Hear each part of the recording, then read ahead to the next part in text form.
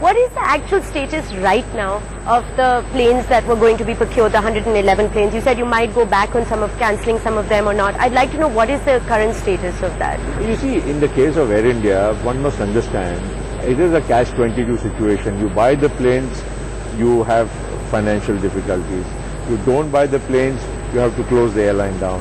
Simple, it's a tough choice.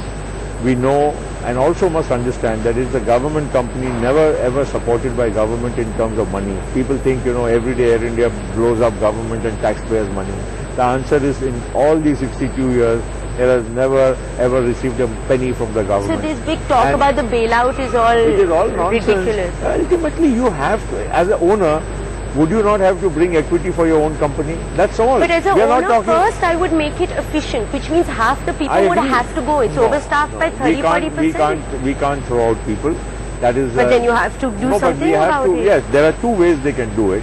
One is, I agree with you. Government is not going to give equity and other support in terms of comfort letters to banks and all without some kind of expectation back from Air India. The expectations are very simple. One, you cut costs. That includes employee costs. You got to scale down. Number two, you got to increase revenue. And three, you got to make yourselves much more, efficient and fighting fit. If it's not going to bail it out, why doesn't it just sell it and be done with it? Well, I think it wasn't. If it was as simple as you made it out to be, I would have done it by now. Ultimately, there are some emotive issues. There are some compulsions, even in governance and political compulsions. We have to make sure that Air India continues to be not only a vibrant national carrier, but also an efficient national carrier.